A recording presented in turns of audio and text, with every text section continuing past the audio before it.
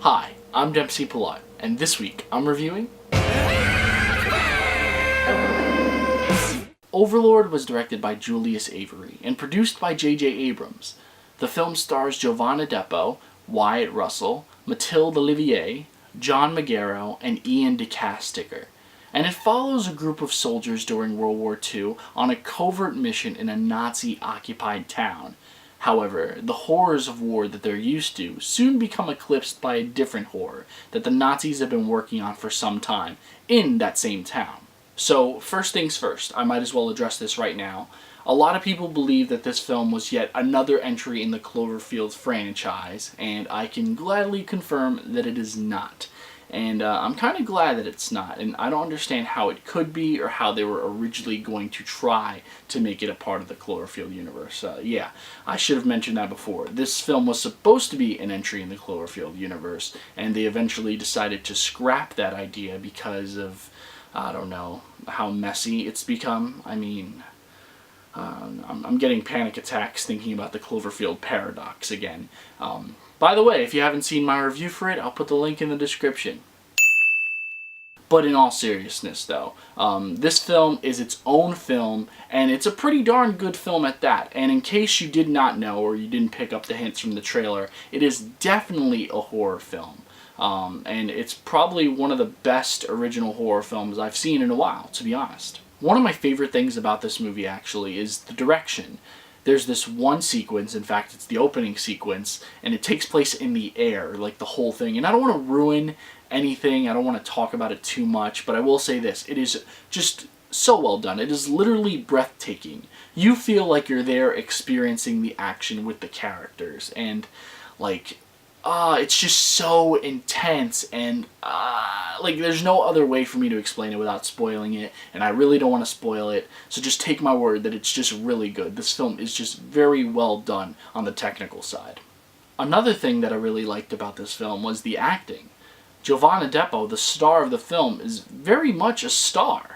Seriously, like, watching him in this film, he has such a commanding presence, and it's so hard for me to believe that this is his first lead role in a film, because he does what he does so well.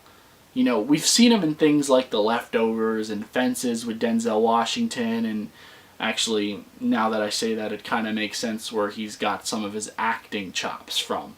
This guy is so good, and I'm so excited to see where his career takes him, because, literally, he was definitely one of the biggest highlights of this film.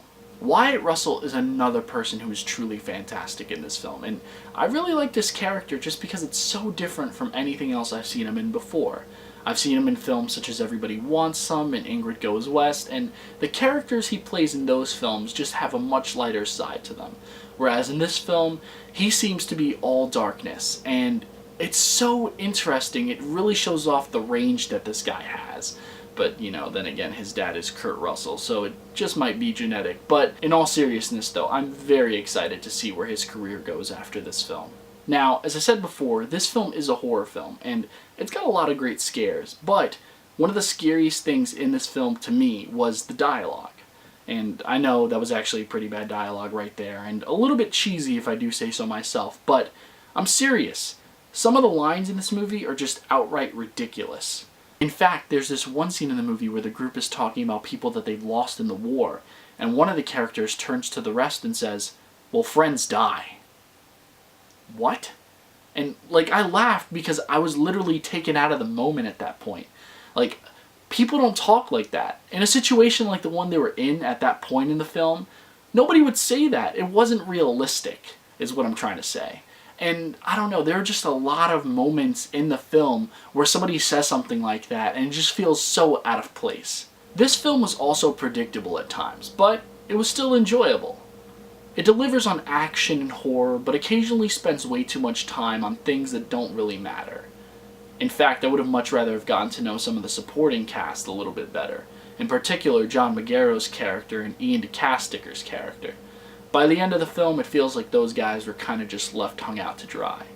But, regardless, this is a solid film. As I said before, it takes the horrors of World War II and turns them on their head.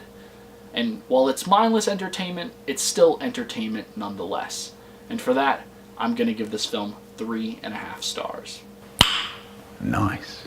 Guys, thanks so much for watching. As always, if you liked this video, hit that like button, and if you're not subscribed, I would ask that you please subscribe.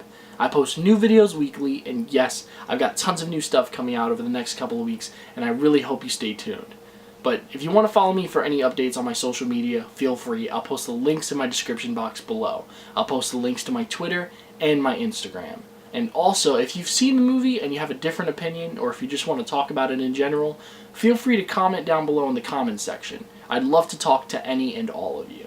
But, yeah guys, thanks so much for watching once again. You know, I didn't get a chance to talk about this earlier, but last week was my 50th movie review. And I know it may not seem like a big deal to many of you guys, but I was taught to always appreciate the smaller milestones and to celebrate the smaller milestones. And that's a big deal to me. You see, when I first started doing movie reviews, I never thought that I'd make 50 of them, you know? It's been a pretty big year for me so far, and I'm excited to keep on going. I have no plans on stopping anytime soon, and it's all thanks to all your love and support thus far. I really do appreciate it, so thank you, thank you, thank you. But, I gotta get back to work. So, until next time, I'm Dempsey Pilot. Take care.